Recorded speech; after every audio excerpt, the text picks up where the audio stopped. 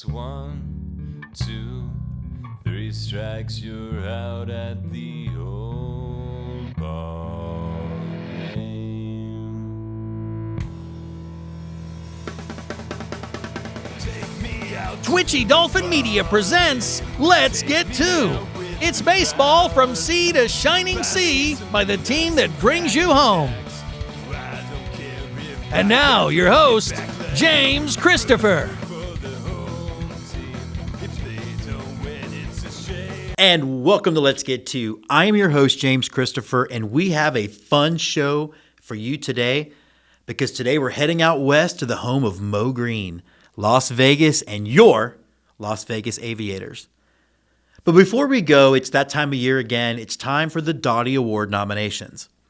Now, the Dottie Awards are our way to recognize the awesomeness that is minor league baseball. Named for Dottie Wilson from the epic movie A League of Their Own, we give out awards to all levels of minor league baseball, and we also give out some special awards named for some of our favorite people like Ben Hill, Eric Mertens, Emma Tiedemann, and Don Gillingham. It's just our way of giving back with an awesome-looking belt buckle so we can celebrate the sport we love. So without further ado, some Dottie Award nominees. Starting with the Collegiate Summer League Team of the Year, the nominees are the Casper Spuds, the Spearfish Sasquatch, the Pinefield Porcupines, the DC Bombers, the Vermont Mountaineers, and the Vermont Lake Monsters. Nominees for Independent Team of the Year, the Evansville Otters and Idaho Falls Chuckers. Nominees for Single A Team of the Year are the Columbia Fireflies, Daytona Tortugas, Fredericksburg Nationals, Inland Empire 66ers, and Peoria Chiefs. Nominees for Double A Team of the Year are the Corpus Christi Hooks, the Erie Seawolves, the Hartford Yard Goats, and the Rocket City Trash Pandas. Our nominees for AAA Team of the Year are the Buffalo Bisons, the Las Vegas Aviators, the Memphis Redbirds, the Nashville Sounds, the Round Rock Express, the Salt Lake Bees, and the Omaha Storm Chasers. And our nominee for Brand of the Year are the Rocket City Trash Pandas, the Nashville Sounds, the Erie Seawolves, Hartford Yard Goats, Fredericksburg Gnats, the DC Bombers, and the Las Vegas Aviators. And now our last nomination preview for Best Theme Night Brand or Look: the Corpus Christi Blue Ghosts, the Erie Pepperoni Balls, the Nashville Hit City, the Erie Seawolves Star Wars Night, the Omaha Runzas, Austin Senators, Syracuse Shot Clocks, and Hartford Whalers Knights for the Yard Goats. So again, like I said, we have a great show for you today. We are heading out to Vegas just like Frank Sinatra, Dean Martin, and, Fredo Corleone, depending on your taste. I think a couple of those guys ended up doing better than Fredo did. Just saying. But we're really looking forward to the game, getting out to see the Aviators. Jessica and I are going, and we're also bringing a producer of our yet-to-be-named show, Alicia Rivera. You would know her if you've seen any of our films or been to our film festival. And we're very excited to be bringing her boyfriend and mega Mets fan, Roy Hack. It's going to be the first time he gets to step foot on a professional baseball field. Like I said, this is going to be fun, so stay with us. On the St. Louis team, we have who's on first, what's on second, I don't know's on third. That's what I want to find out. I want you to tell me the names of the fellas on the St. Louis team. I'm telling you, who's on first, what's on second, I don't know's on third. Do you know the fellas' names? Yes. Well, then who's playing first? Yes. I mean, the fellas' Who's on base. first? The Let's Get To Team of the Week. And welcome back to Let's Get To's Who's On First segment. And we're out here at the Las Vegas ballpark. So who's on first? It's your Las Vegas Aviators. And welcome back to Who's On First. I'm James Christopher, and this is not my first time to watch baseball in the great city of Las Vegas. Sin City baseball is not a new thing for me. But it seems like a galaxy far, far away when I went out to see the Las Vegas 51s at Cashman Field. So in 2023, we jumped into the cockpit with Jessica, Lish, and Roy, and we were catapulted into the future of baseball at Las Vegas Ballpark, home of your Las Vegas Aviators. Now, Vegas has had a great collection of local groups in its history. I mean, who can forget the Rat Pack? But this time, it's all about the Vegas Local 9, and it's the Aviators who are on first. Now, there's lots of great architecture in Vegas. The casinos on the Strip are impressive as all get out. But instead of the sounds of slot machines ringing, we're headed out to the Las Vegas ballpark where the sounds of bats are cracking. Now, walking into the ballpark, you get that Vegas feel right away. It's exceptionally cool that the CVB got the naming rights of the park. It makes it feel more like a part of the community and not awkward like when you get some corporate sponsor on the park, like Chevron Field or something. And now we're celebrating the 40th year of minor league baseball in Sin City, and it's time for the Aviators to take the field. And who else but against our old friends, the Sugarland Space Cowboys. They're in town for a PCL showdown. You can tell the architects behind the Las Vegas ballpark had in mind the idea that they were going to create something iconic when they put these plans together. It's really a terrific space to see a game. Now, seeing as how my current backyard is basically just brown straw, don't light a match, I don't know how they keep the field this green in this heat, but the grounds crew are clearly doing the Lord's work. And I just love the Las Vegas ballpark sign in left field. It looks great spread across the field right next to one of the best scoreboards in all of baseball. And you get a great view of the sign in the scoreboard and the game itself in the most innovative seats ever. They're mesh, so they get to breathe in that 110-degree heat. Can you imagine the back sweat if it was all plastic? I can, and it's gross. In the concourse, you have a one-of-a-kind glass building that houses the suites and the club level. It looks like a spaceship. It's my favorite kind of spaceship, the kind with air conditioning. Yes, it's hot in Vegas. Now, speaking of the club level, it's a great place to hang out and see the game. It's got a wide open bar, friendly staff, and some great before game entertainment. Trust me, she can sing. 'Cause I turned my key to the side of his pretty little suit up four-wheel drive. Now, for all the new, the baseball past is very rich in Vegas. 40 years of playing baseball will do that for you. And we asked the Director of Media Relations for the Aviators, Jim Gemma, about the history of Vegas' Logo 9 and why it's important. It seemed like we changed our logo every 18 years. That was kind of the joke, because we're the Las Vegas Stars from 1983 to 2000, the 51s from 2001 through 18, and we had affiliations along the way. Now, the Aviators are owned by the Howard Hughes Corporation. Howard Hughes, of course, being a famous pioneer in both flight and film. So we asked Jim a little bit about the process to adapt a team that felt more in line with one of the favorite things that Howard Hughes had in his life. When the Wilpons bought Syracuse, obviously it made more sense to go back in the International League. But we had a great thing with the Mets. We had so many great players here. We were so fortunate to have Jacob deGrom all the way to Brandon Nimmo to Alonso. It's a great trivia question. Pete Alonso hit the last pitch in Cashman Field history for a 2-run walk-off home run. And you talk about, it's pretty odd. It was a storybook ending. So 36 years at Cashman, and then we knew we were going to lose the Mets because of that. So we had a total rebranding. The Howard Hughes Corporation is a great ownership. 2020, they paid all their employees the whole year during the pandemic. And they didn't have to do that. I understand they're a corporation, but yeah, I know I'm employed by them, but that needs to be said. For them to pay all the employees during the pandemic when basically the minor league baseball got destroyed that year, I'm forever grateful for that. And when you get older, you appreciate it more. We rebranded with a brand new ballpark and then changed the name from 51s to Las Vegas Aviators after Howard Hughes. He was an aviator, and this is a great aviation state anyway with Nellis Air Force Base. It just made a lot of sense to do it that way. And the ballpark opened in 2019, and here we are. We all got through 2020, so this is our third year being back full season. New ball club name, new ballpark. How have the fans received the Aviators? Hopefully we're going to finish strong and average 7,000 a game and hit that 500,000 mark in back-to-back seasons. I think that would be something to be really proud of from the front office standpoint. With MLB's focus on MILB and its need to improve facilities in older parks, where does the Las Vegas ballpark stand with players? Even the first year when Matt Olson was here on a rehab, and Chris Bassett. Actually, Chris Bassett was the starting pitcher on our opening night in a rehab. But I heard the players say that clubhouse nicer than half the clubhouses in all of Major League Baseball. So the player amenities was really important. A lot of people don't see that. 40 years.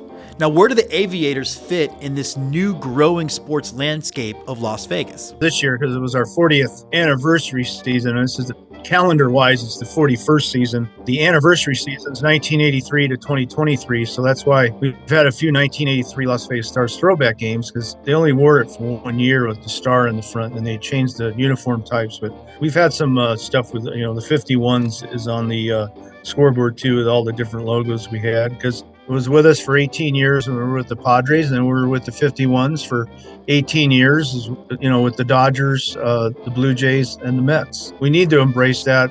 We're the longest running professional sports franchise here in the state of Nevada. We kind of got this ball rolling for all these sports that are here. Obviously, Major League Baseball, they're not stupid. They've seen that we've been very successful, and we draw very well. And this is a baseball town more than anything. In all due respect, the basketball side doesn't like when they hear that, but all I have to say is Chris Bryant, Bryce Harper, Bryson Stott, Joey Gallo, Paul Sewald.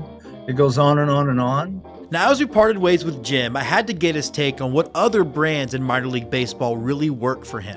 Well, I think the team in our own league, Pacific Coast League, the El Paso Chihuahuas, kind of got hammered for that name, but they're getting the last laugh and everything with all the different ways they do things there in El Paso. They do a great job. I love the names in minor league baseball. When we first did the Aviators logo, people were, that's an Ant-Man. And no, it's a futuristic aviator with the Red Rock Canyon is a reflection off the goggles. But that's the ambiance of minor league baseball. You got the Lansing lug nuts, and it goes on and on. I mean, that's what's cool kind of about minor league baseball, the lack of a better word, all the crazy nicknames. Aviators isn't crazy, but the El Paso Chihuahuas do a great job with their brand.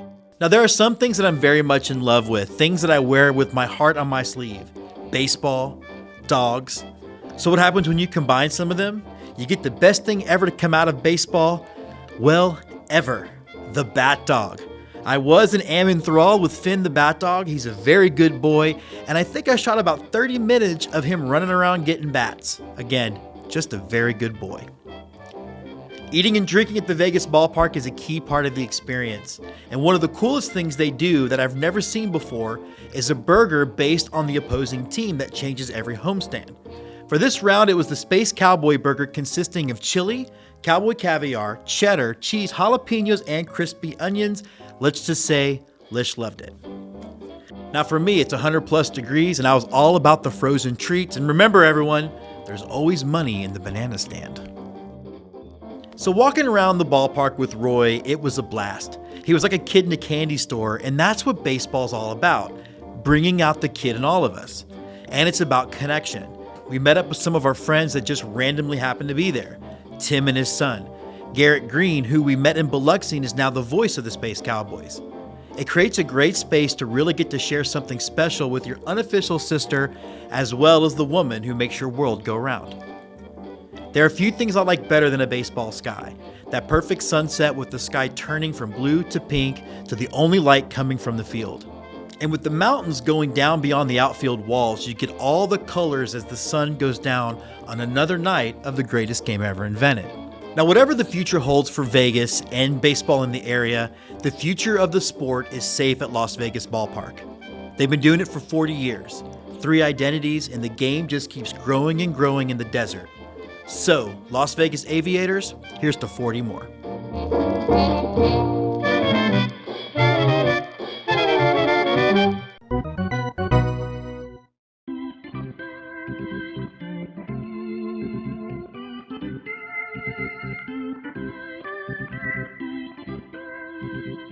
Raiders of the Lost Diamond, digging into baseball's past. In 1983, the Portland Beavers rolled the dice, bet the house, and moved to Vegas where they became stars. And I don't mean lounge singers, I mean the Las Vegas Stars, the AAA club for your San Diego Padres. Now the Stars went chips in on their first winning season, winning the first half championship, only to lose the title to the Albuquerque Dukes. The next year, they repeated the feat, but their season would end up in a black hole of disappointment after losing to the Hawaiian Islanders. They hit the jackpot in '86 when the Stars went on to beat the Phoenix Firebirds and then the Vancouver Canadians to claim the Pacific Coast League title. In '01, Vegas bid adieu to the Padres and became the AAA affiliate of the Los Angeles Dodgers. And just like that, that's right, a new identity descended upon Sin City and pulled the entire population up to the mothership in the form of the excellently designed Las Vegas 51s, of course named for Area 51, a place that we all know doesn't actually have real aliens. That was a wink for those of you just listening to the show.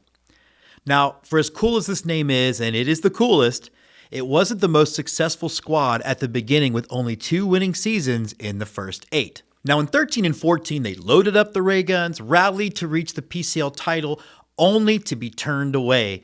And at this point, the lead alien was Wally Backman. Yes, that's right, him. Catcher, get out of the way! Get out of the way!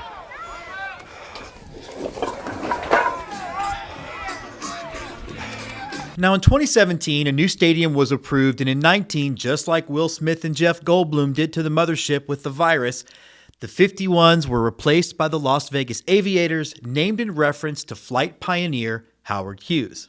Now, I actually have a story about me attending a Las Vegas 51s game, so indulge me just for a second.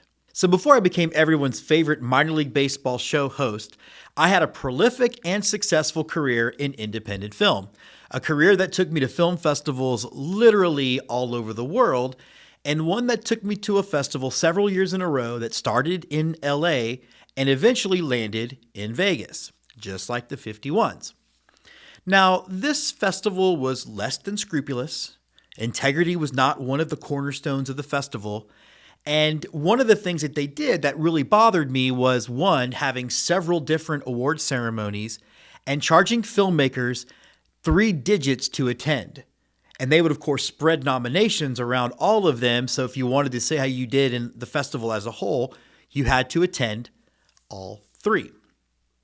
Now, I go in 2017, and I landed literally as Harvey was hitting Houston. And I got there a little late because flights and all this stuff. And I essentially snuck in to one of the award ceremonies without paying the $150. I knew I was winning Filmmaker of the Year at this festival, and I knew that they were therefore going to not make me pay to go to the second award ceremony. Or maybe it's the third. Yeah, it was the one in the middle that I ended up skipping because I heard about the Las Vegas 51s, and I absolutely had to check it out. Went to the ballpark, had a great time. It was Ghostbusters night. It was so much fun. So I get back to the hotel of the festival. It's held in some casino just off the strip. And I run into Scott McIntyre of this show and one of our very good friends, Mark Manus, who's a filmmaker out of Tennessee. I believe it's Tennessee. And Mark, being a big University of Arkansas fan, me being a graduate at University of Texas, had agreed to accept anything that I might win because I couldn't be there. And he was, of course, going to come up with some anti-Texas joke, and he's very excited about it. So I get back, and we're all hanging out at the bar. And then it dawns on me, I was like, I don't know how I did. So I said, Mark, how did you do? And he kind of got embarrassed to tell the story. So here is what happened. Again, I'm at a Las Vegas 51s game. I'm doing my thing. There are pictures on Instagram. I end up winning a really prestigious award in that particular award ceremony. Forgot what it was. And they announced my name. And then the festival runner says, although we just found out that James Christopher is at a baseball game, so the real winner is. So he announced my name at the festival and then took the award away from me at the festival and then gave it to the person who came in second, all at the festival, all in public, basically making 2 filmmakers feel like crap as opposed to just, I don't know. So it really was indicative of the classlessness of the organization and how I gave up a really big film festival award, all for minor league baseball. So to say the least, it was definitely one of my most surreal experiences in my entire filmmaking career.